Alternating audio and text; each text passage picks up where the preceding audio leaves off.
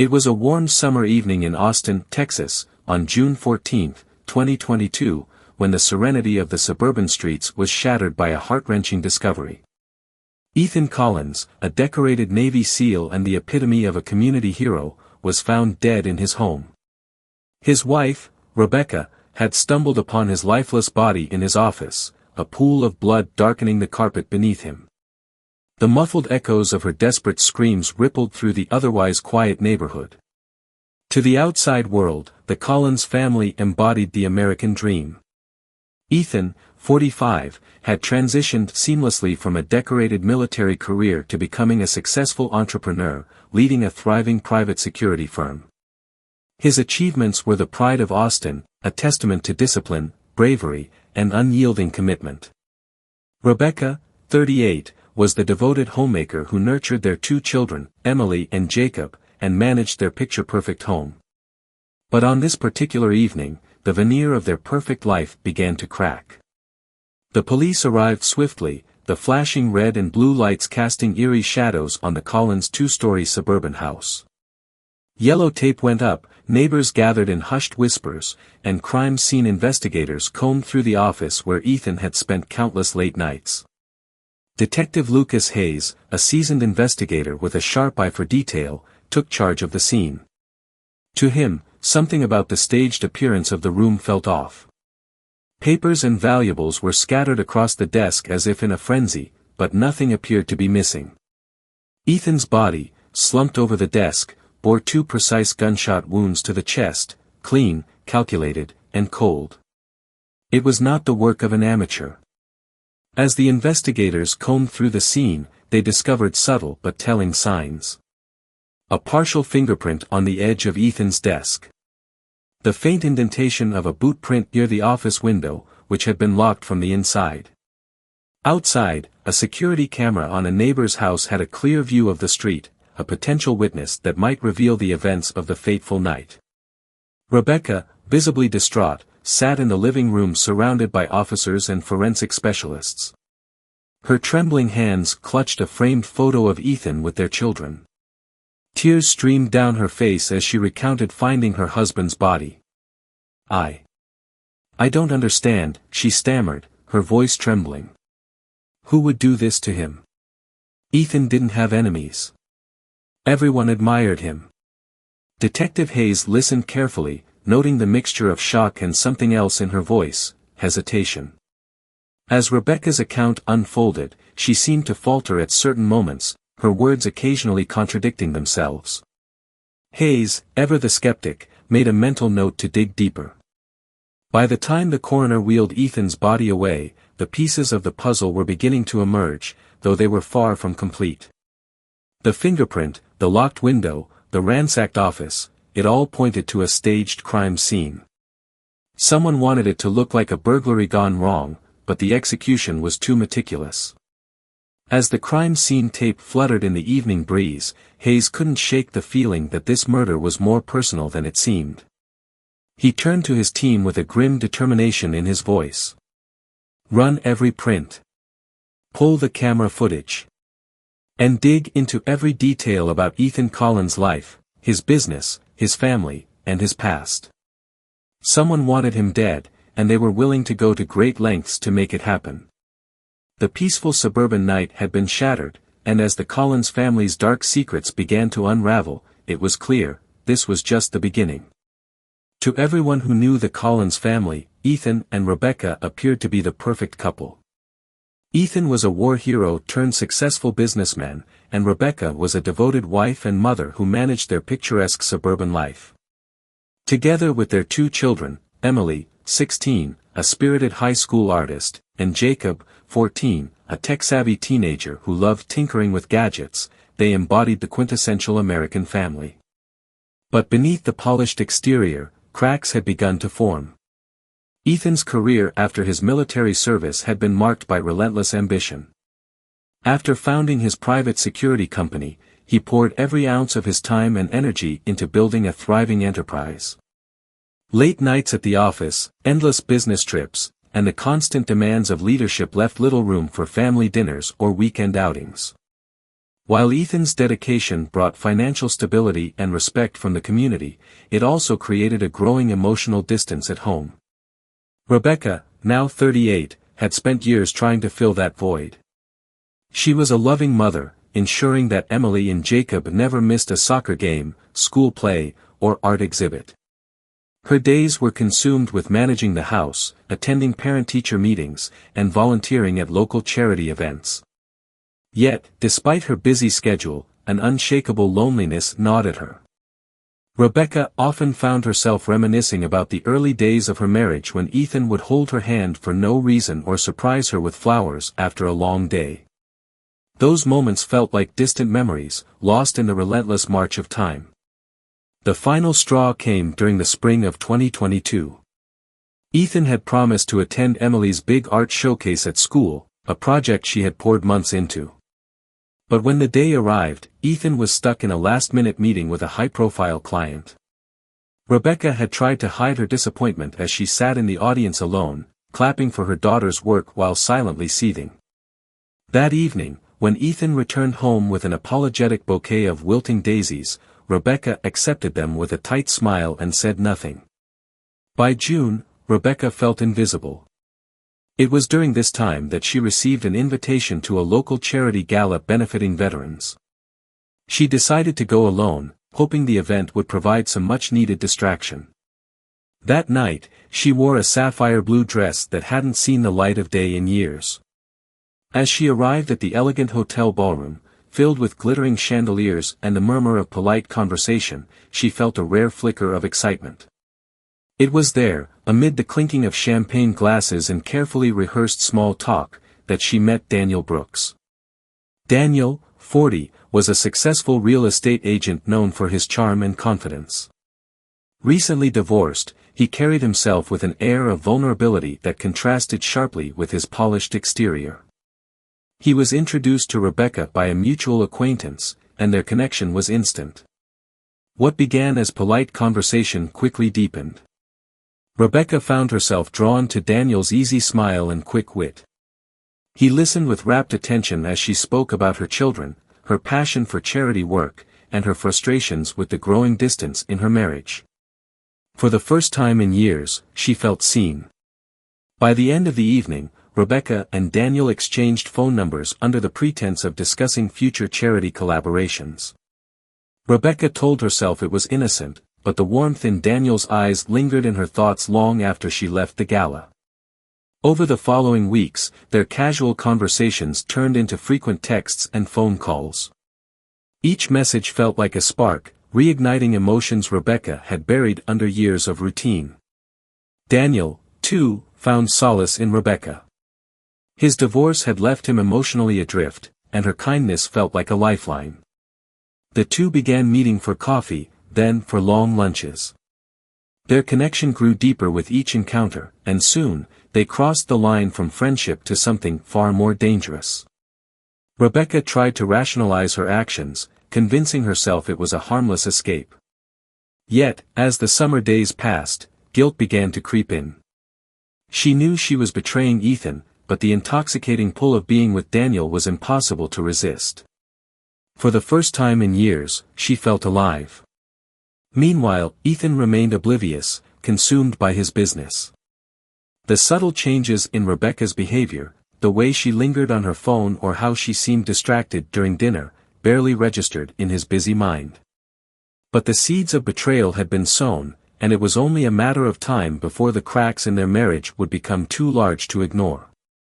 As Rebecca continued her dangerous liaison, she had no idea that her choices were setting a series of catastrophic events into motion. By late summer, the once steady rhythm of the Collins household had begun to falter. Ethan, still consumed by his growing security firm, barely noticed the subtle shifts in Rebecca's demeanor. But for Emily and Jacob, the changes were harder to ignore. Emily, sharp and intuitive, sensed her mother's growing distraction and the tension that hung in the air during family dinners.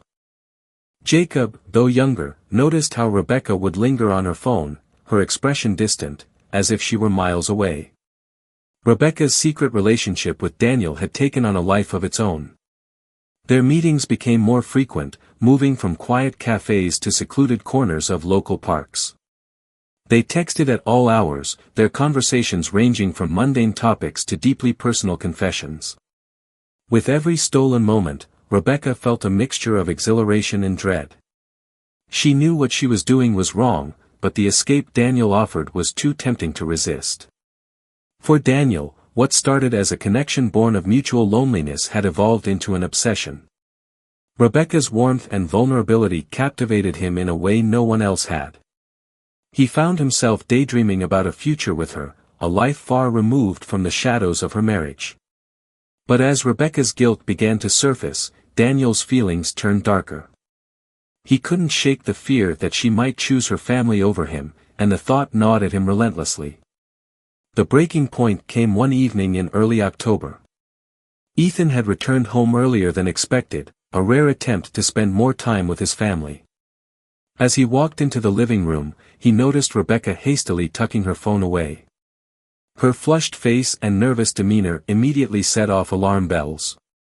Ethan, a man trained to read subtle cues during his military career, felt a wave of unease. Later that night, while Rebecca showered, Ethan's instincts got the better of him. He picked up her phone, the faint glow of the screen illuminating his furrowed brow. Scrolling through her messages, his worst fears were confirmed. The exchange between Rebecca and Daniel wasn't just friendly, it was intimate. Ethan's heart pounded as he read the words that laid bare his wife's betrayal. When Rebecca emerged from the bathroom, she found Ethan sitting on the edge of the bed, her phone in his hand. His face was a storm of emotions, anger, hurt, disbelief. "Who is Daniel?" His voice was low and steady, but the tension in the room was palpable. Rebecca froze, her mind racing for an explanation. "Ethan, she began, but the words caught in her throat. There was no way to justify what she had done. The truth was undeniable. "Don't lie to me, Rebecca," Ethan interrupted, his tone sharper now. "I read the messages. I need to hear it from you. Who is he?" Tears welled up in Rebecca's eyes as she admitted to the affair. She tried to explain how lonely she had felt, how the distance between them had grown unbearable. But her words only seemed to deepen Ethan's pain. He stood abruptly, pacing the room like a caged animal. "I gave everything for this family," he said, his voice trembling with emotion. "I sacrificed so much, and this is how you repay me." Rebecca begged for forgiveness, insisting that the affair was over and that she wanted to fix their marriage. Ethan, though devastated, wasn't ready to give up on the life they had built together. After a tense and emotional confrontation, he made his demand clear: she was to end all contact with Daniel immediately and promise to rebuild their trust. The next morning, under Ethan's watchful eye, Rebecca called Daniel. Her hands shook as she dialed his number, the weight of her choices pressing down on her like a heavy stone. When Daniel answered, his voice filled with warmth, she steeled herself. "This has to stop, Daniel," she said, her voice breaking. "I can't do this anymore. I love my family, and I need to make things right." Daniel's tone shifted instantly. "You're choosing him over me? After everything we've shared?" His voice, now laced with anger, sent a chill down Rebecca's spine. "I'm sorry," she whispered, before hanging up. What Rebecca didn't know was that this rejection would ignite a dangerous obsession in Daniel. While she and Ethan tried to rebuild their fragile marriage, Daniel was already plotting how to reclaim what he believed was his. Unbeknownst to the Collins family, their darkest days were still to come. Rebecca's rejection of Daniel should have marked the end of their dangerous liaison, but for Daniel, it was just the beginning of a darker chapter. In the days following the phone call, he found himself consumed by a toxic cocktail of anger, jealousy, and despair. He replayed Rebecca's words over and over in his mind, each syllable cutting deeper into his fragile sense of self. She had chosen Ethan, her inattentive, workaholic husband, over him. To Daniel, this was an unbearable betrayal. At first, Daniel tried to convince himself that Rebecca would change her mind. He sent her text messages, carefully worded to seem casual yet pleading. When those went unanswered, he called repeatedly, his voicemails shifting from sorrowful laments to desperate pleas. Rebecca, following Ethan's insistence, ignored every attempt at contact. But her silence only fueled Daniel's obsession. He began to spiral, his thoughts growing increasingly erratic. One evening, Daniel parked his car down the street from the Collins home. The neighborhood was quiet, the glow of porch lights illuminating the neatly trimmed lawns. From his vantage point, he could see the silhouette of Rebecca moving through the house. His mind raced with fantasies, some of reconciliation, others of revenge. He convinced himself that Ethan was the barrier standing between him and Rebecca's love. If Ethan were gone, Rebecca would finally be his. Meanwhile, inside the house, Rebecca and Ethan were navigating their own fragile reconciliation. The affair had left deep scars, but both were determined to salvage their marriage. Ethan had begun making small but meaningful changes, like coming home earlier for dinner and attending Jacob's science fair with Rebecca. While their relationship was far from healed, these gestures gave Rebecca a glimmer of hope. She was grateful for Ethan's willingness to forgive, even as the weight of her betrayal lingered heavily in her heart. But Rebecca couldn't shake the feeling that she was being watched. On more than one occasion, she thought she saw a familiar car parked nearby or caught a fleeting glimpse of someone lingering too long outside the grocery store. She dismissed these moments as paranoia, a product of her guilt and the knowledge of Daniel's obsession. She didn't tell Ethan, not wanting to disrupt the delicate progress they had made. Daniel's fixation, however, was escalating. He began to research Ethan's routine, using social media and public records to piece together details about his business and daily schedule. Daniel knew that Ethan often worked late into the night in his home office, a space tucked away on the second floor of the Collins house. It was the perfect opportunity, Daniel thought, to eliminate the man who stood in his way. In mid-November, Daniel made his decision. He purchased a black hoodie, gloves, and a silenced pistol through an illegal online network. The transaction felt surreal, but Daniel convinced himself that it was a necessary step. He justified his actions by framing Ethan as the villain who had neglected Rebecca and failed to appreciate her love. In Daniel's warped mind, he was the hero of this story, fighting for the woman he adored. On the evening of November 12th, Daniel drove to the Collins neighborhood under the cover of darkness. He parked his car a block away and approached the house on foot, his heart pounding with a mix of adrenaline and fear. He had planned every detail meticulously. Earlier that week, during a brief visit to Rebecca's under the pretense of returning a book, he had discreetly unlocked the basement window. Now, he slipped through it silently, his movements precise and calculated. The house was quiet, the faint hum of the refrigerator the only sound. Daniel moved carefully, his gloved hands gripping the pistol as he made his way to the stairs. He knew Ethan would be in his office, engrossed in work. As he reached the second floor, his pulse quickened. This was it, the moment that would change everything. Inside the office, Ethan sat at his desk, his back to the door.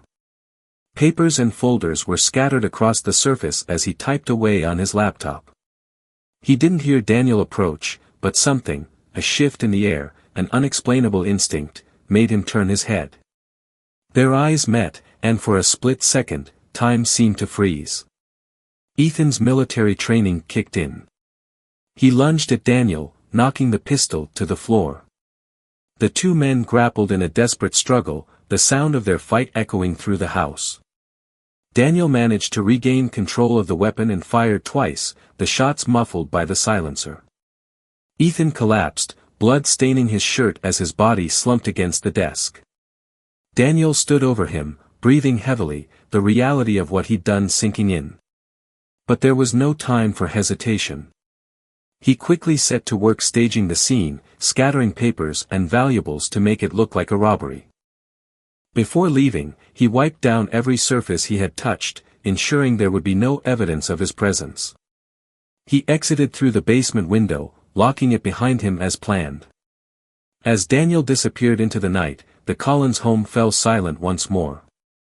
Upstairs, Ethan lay lifeless in his office, a husband, father, and hero, undone by a web of betrayal and obsession.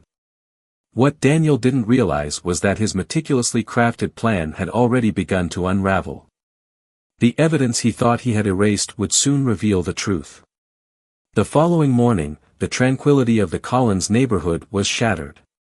Rebecca found Ethan's lifeless body slumped over his desk, his blood pooling beneath him. Her screams echoed through the house, startling Emily and Jacob from their beds.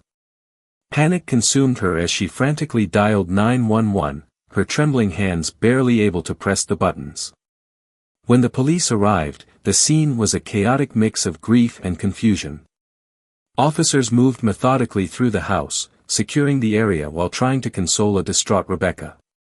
Emily clung to her younger brother, shielding his eyes from the grim sight of their father's office.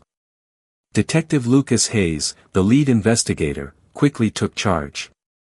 A seasoned professional with years of experience, Hayes was known for his sharp instincts and relentless pursuit of the truth. Hayes stepped into Ethan's office, his trained eyes scanning the room. At first glance, it appeared to be a robbery gone wrong. Papers and valuables were scattered haphazardly, and drawers had been pulled open.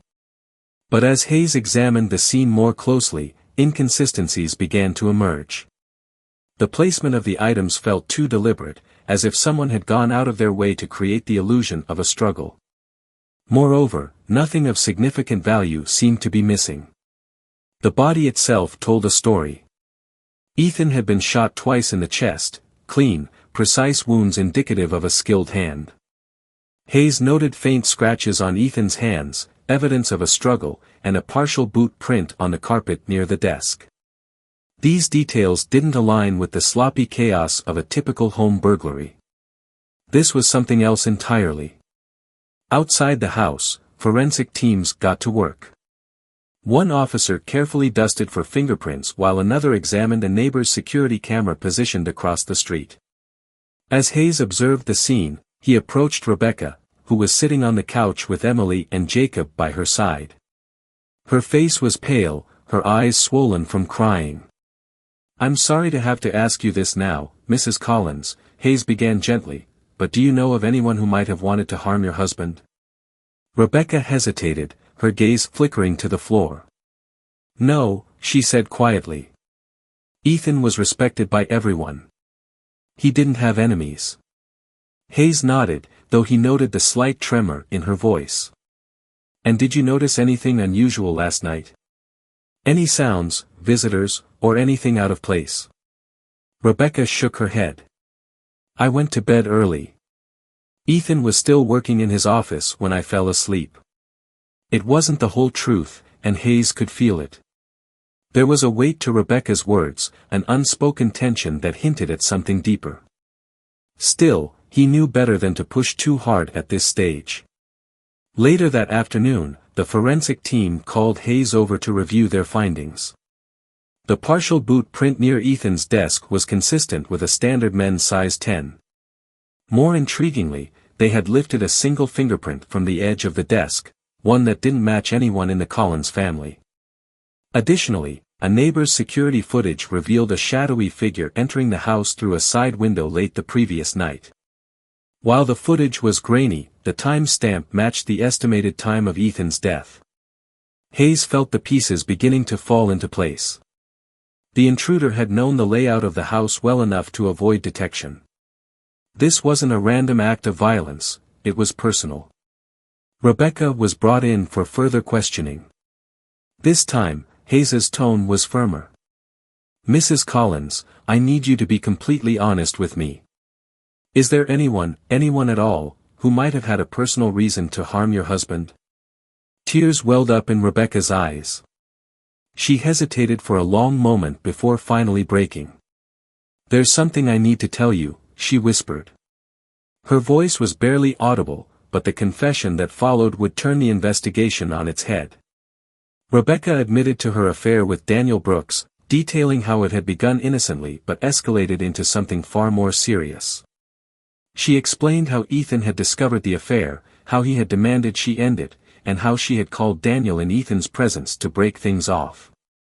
Rebecca's voice trembled as she described Daniel's reaction, his anger, his desperation. "I thought it was over," she said, tears streaming down her face. "I told him it had to end. I didn't think he would ever do something like this." The revelation sent shockwaves through the investigation. Hayes ordered an immediate background check on Daniel Brooks and a subpoena for his phone records. Within hours, the evidence began to pile up. Phone logs revealed a series of calls and messages from Daniel to Rebecca in the days leading up to Ethan's murder. Surveillance footage from a nearby gas station showed Daniel's car near the Collins neighborhood on the night of the crime. The fingerprint lifted from Ethan's desk was sent for analysis, and the results confirmed Hayes's growing suspicion. It was a match for Daniel Brooks. The noose was tightening, and Hayes knew it was only a matter of time before the truth came fully to light. As the day ended, Hayes stood outside the Collins home, staring at the warm glow of the setting sun. Beneath the idyllic facade of this suburban life lay a story of betrayal, obsession, and murder. The next step was clear: it was time to confront Daniel Brooks and uncover the full extent of his involvement. Detective Hayes didn't waste time. Armed with the mounting evidence, he and his team prepared to bring Daniel Brooks in for questioning. The pieces were falling into place, but Hayes knew better than to celebrate prematurely. A confession or airtight evidence linking Daniel to the crime was essential to secure a conviction. For now, the fingerprint, the surveillance footage, and Rebecca's testimony were enough to place him as their prime suspect. By the next morning, officers arrived at Daniel's upscale apartment in downtown Austin. The building was sleek and modern, a stark contrast to the darkness that Hayes suspected lay within its walls. Daniel answered the door, visibly startled to see two officers and Hayes standing before him. "Mr. Brooks, we'd like you to come down to the station for questioning regarding the death of Ethan Collins," Hayes said firmly. Daniel's face drained of color, but he managed to stammer out, "Of course, I'll cooperate." At the station, Daniel sat across from Hayes in the sterile interrogation room. His hands fidgeted nervously, a far cry from the confident and charismatic persona he was known for. Hayes leaned forward, his piercing gaze locked on Daniel. "You were close to Rebecca Collins, weren't you?" Hayes began, his tone neutral. Daniel nodded cautiously. We were friends. That's all." "Friends?" Hayes raised an eyebrow, sliding a folder across the table. Inside were copies of text messages exchanged between Daniel and Rebecca, each one painting a vivid picture of a relationship far beyond friendship. Daniel's eyes darted to the folder, then back to Hayes. "Okay," Daniel admitted, his voice trembling. "We were involved. But it's over. She ended it weeks ago." "And how did you feel about that?" Hayes asked, his voice calm but probing. Daniel hesitated, beads of sweat forming on his forehead. I was upset. But I respected her decision." Hayes leaned back in his chair, studying Daniel's body language. "Is that why you were near the Collins neighborhood on the night of Ethan's murder?" Daniel's head snapped up, panic flashing in his eyes. "I wasn't there," he said quickly, too quickly. "Surveillance footage says otherwise," Hayes countered, sliding a photo of Daniel's car captured by the neighbor's security camera. "You were seen entering the area at 10:43 p.m. and leaving just after midnight. Care to explain?" Daniel's breathing quickened. I was driving around. I didn't go to their house." Hayes didn't let up. "Then why does your fingerprint match the one found on Ethan's desk? And why was your DNA found under his fingernails?" Daniel's mouth opened as if to respond, but no words came out. The evidence was damning, and he knew it. Hayes let the silence hang in the air, the weight of it pressing down on Daniel like a heavy stone. Finally, Daniel broke. "I didn't mean for it to happen," he said, his voice barely a whisper. "I just wanted to talk to him. To explain." "To explain what?" Hayes asked sharply. That he didn't deserve her. Daniel burst out, his composure crumbling. He neglected her, made her feel invisible. I thought if he knew how much I cared for her, he'd step aside. But he wouldn't listen. He attacked me, and I panicked. The confession poured out of Daniel like a flood, each word more incriminating than the last. He described how he had entered the house through the basement window, armed not with the intention to kill but to confront. When Ethan discovered him, a physical struggle ensued, and Daniel claimed he acted in self-defense. However, Hayes wasn't buying it. You brought a gun, Hayes pointed out. You staged the scene to look like a robbery. Those aren't the actions of someone acting in the heat of the moment. Daniel's face crumpled, the weight of his actions crashing down on him. He lowered his head, his voice trembling. I didn't know what else to do. I thought if I made it look like a break-in, no one would suspect me. Hayes rose from his chair, his voice cold and steady. Daniel Brooks, you're under arrest for the murder of Ethan Collins. As the officers led Daniel away, Hayes felt a grim sense of satisfaction. The case wasn't over, there was still the trial to come, but the confession and the evidence ensured that Ethan's killer would face justice. Yet, as he looked through the glass at Rebecca sitting in the waiting room, her face pale and drawn, Hayes couldn't shake the feeling that no one in the Collins family would ever fully recover from the betrayal and tragedy that had torn their lives apart. Rebecca's confession, Daniel's obsession, and Ethan's death were pieces of a devastating puzzle. Justice might bring closure, but it could never restore the life they had lost.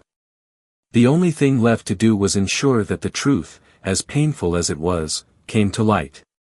The trial of Daniel Brooks began in early June 2023, capturing the attention of the Austin community and beyond. The case had all the hallmarks of a sensational courtroom drama: betrayal, obsession, and the murder of a decorated Navy SEAL who had once been the pride of his city. For weeks, local news outlets ran headlines dissecting every detail, painting Daniel as a calculating villain and Ethan as a tragic hero. Rebecca Collins arrived at the courthouse each day, her face pale but resolute.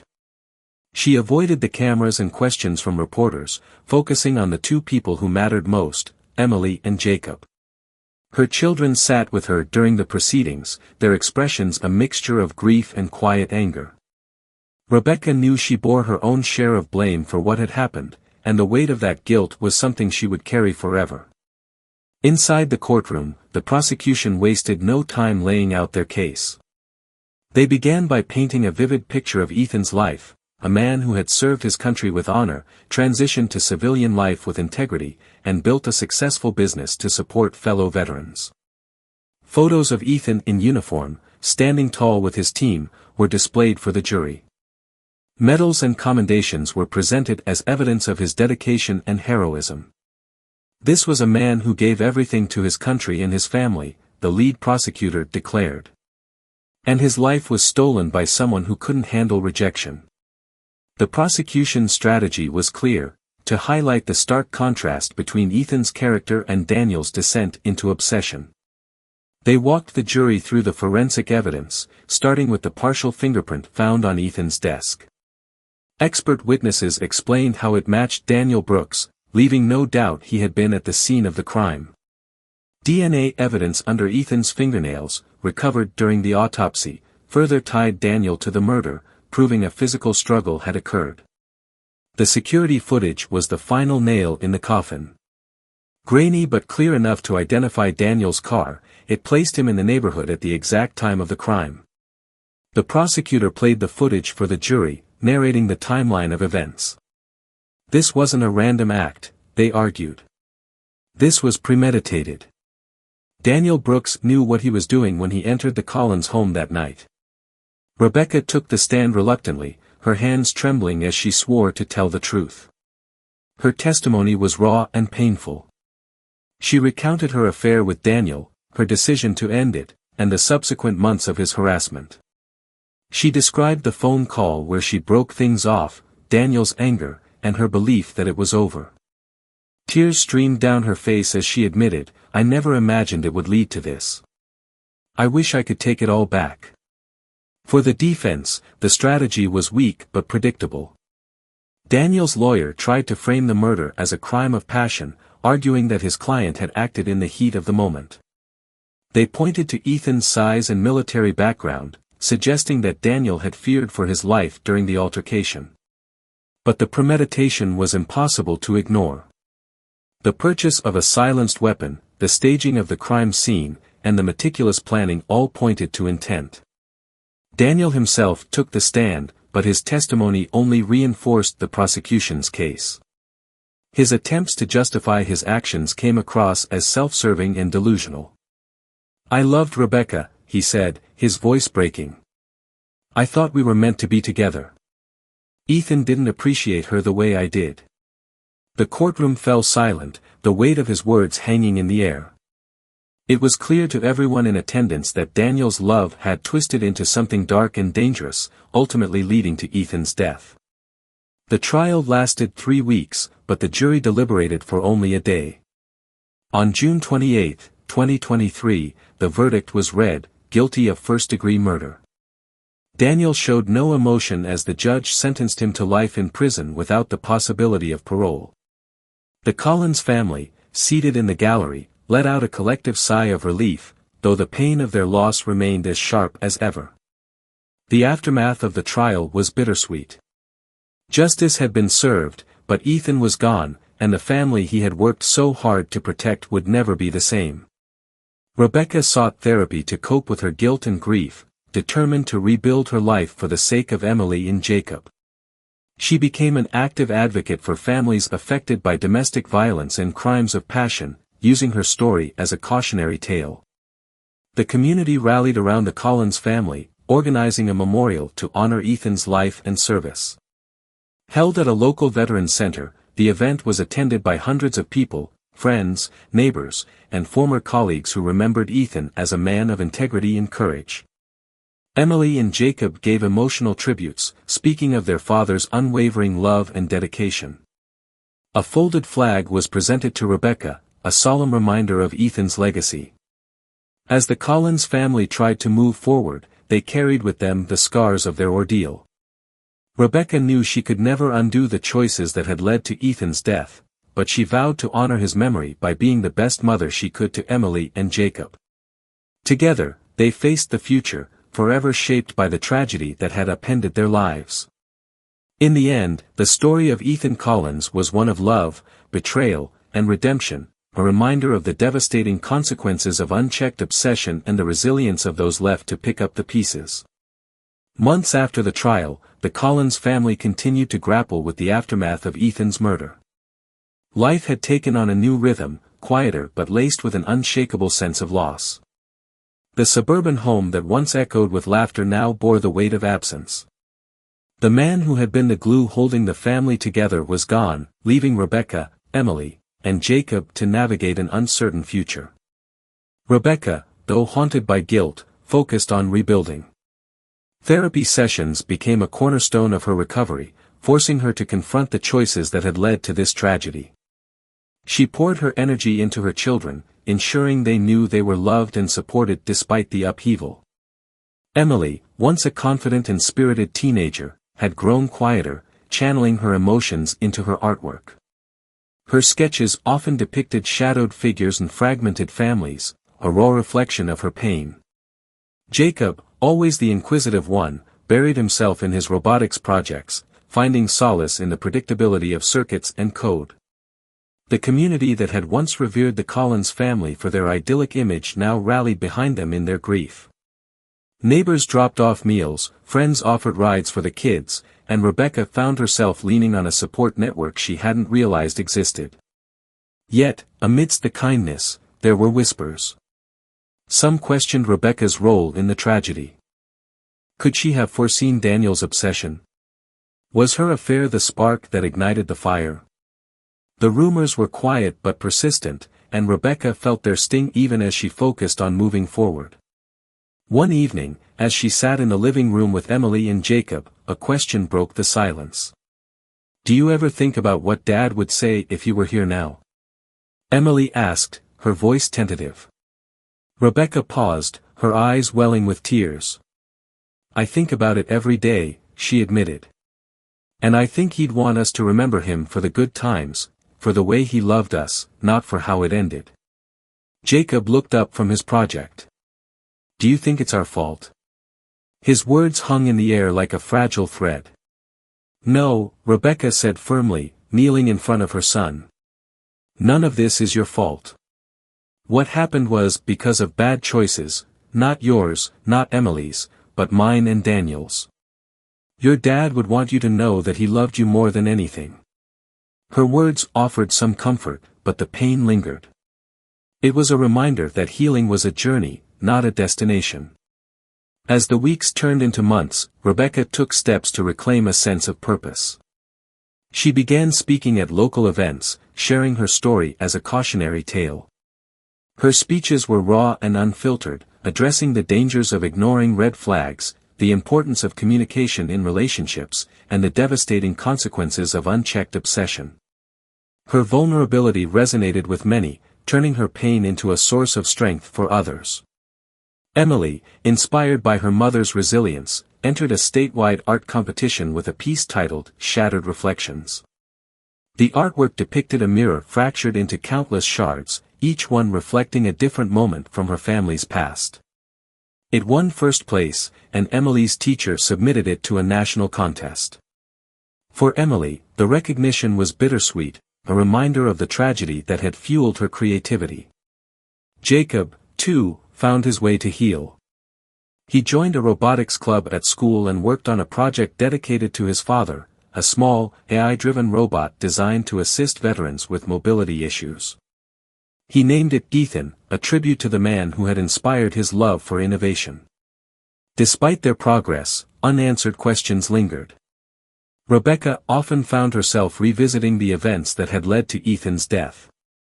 Could she have recognized the signs of Daniel's obsession sooner? Could she have done something, anything, to prevent the tragedy? Late at night, when the house was silent, these thoughts crept in, gnawing at the edges of her mind. The community, too, struggled to make sense of the story. Some saw it as a cautionary tale about the dangers of emotional neglect in relationships, others as a tragic example of how obsession can spiral out of control.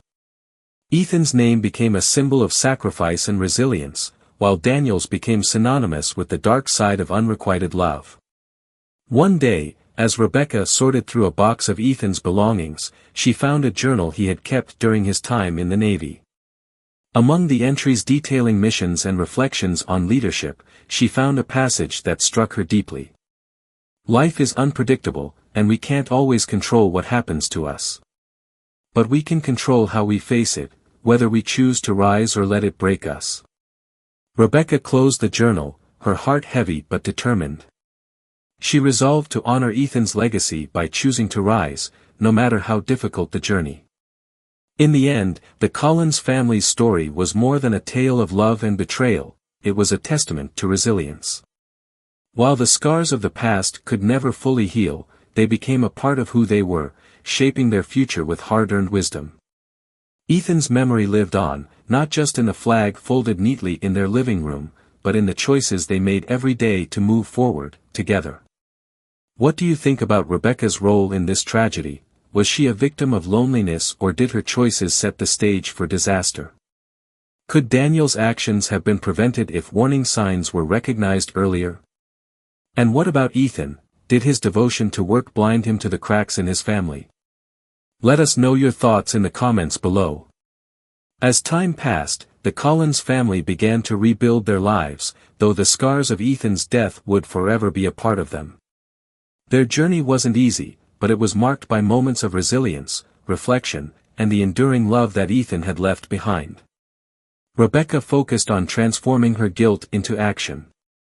She became a prominent advocate for relationship counseling and mental health awareness, speaking at schools, community centers, and veterans organizations. Her talks were unflinchingly honest, addressing the dangers of emotional neglect and the consequences of ignoring warning signs in relationships. She spoke of Ethan's unwavering dedication to his family and his sacrifices, sharing how the loss had reshaped her priorities. For Rebecca, these moments were bittersweet, a way to honor Ethan's memory while grappling with her own culpability. Emily, now 17, channeled her grief into her art. She started an online portfolio, sharing pieces that depicted themes of love, loss, and resilience. Her most celebrated work, Unbroken Threads, captured the essence of their family's journey, a tapestry of frayed but still connected strings. The piece won national recognition, and Emily was invited to display it at a prestigious gallery in New York. Standing before her work at the exhibition, she felt a quiet sense of pride and purpose, knowing her father would have been proud of her strength. Jacob, too, found his way to honor Ethan's legacy. His robotics project, named Ethan, grew beyond a school competition and gained the attention of local veterans organizations. The small, AI-driven device became a tool to assist disabled veterans, offering practical solutions to everyday challenges. Jacob's invention was featured in a local news segment, and as he spoke about his inspiration, his voice carried the unmistakable pride of a son honoring his father. For the Collins family, these achievements were milestones in a long journey of healing, but there were still quiet moments of grief. Late at night, Rebecca would sometimes find herself sitting in Ethan's office, running her fingers along the edges of his desk. The space had remained largely untouched, a silent tribute to the man who had once sat there, working tirelessly to provide for his family. Though the pain of his absence was still sharp, Rebecca found solace in the lessons Ethan had left behind. One day, as Rebecca and her children visited Ethan's grave, they brought with them small mementos that represented their progress. Emily placed a miniature replica of her artwork, while Jacob left a scaled-down version of his robotic invention. Rebecca, holding the folded flag that had been presented at Ethan's memorial, laid it gently on the ground. Together, they stood in silence, the weight of their loss mingling with a quiet strength. "I think he'd be proud of us," Emily said softly, breaking the stillness. Jacob nodded, his gaze fixed on the gravestone that bore their father's name. Rebecca placed a hand on each of their shoulders. "He would," she agreed. "Because no matter what, we're still standing. And we're still a family." As they walked back to the car, the sun dipped low on the horizon, casting long shadows over the cemetery. It was a poignant reminder of how far they had come, through betrayal, loss, and grief, and how much further they still had to go. But for the first time in a long time, Rebecca felt a sense of peace. Their story, though marked by tragedy, had become one of resilience and hope. Across town, Daniel Brooks sat in a stark prison cell, the weight of his actions pressing down on him every day. Life behind bars offered plenty of time for reflection, but no amount of introspection could undo what he had done. Ethan's face, the betrayal in his eyes during their final confrontation, haunted Daniel in every quiet moment. His obsession had destroyed a family and consumed his own life, leaving him to face the consequences of a crime born out of love twisted into something unrecognizable. In the end, the story of Ethan Collins and his family left a lasting impression on everyone who heard it. It was a tale of love and loss, of choices and consequences, and of the resilience that carried those left behind. Ethan's memory lived on, not just through the legacy of his family but in the hearts of a community that came together to honor his sacrifice. The Collins family, though forever changed, found their way forward. Through their pain, they discovered strength. Through their loss, they found purpose. And through their resilience, they kept Ethan's spirit alive, proving that even in the darkest moments, the light of love and hope can endure.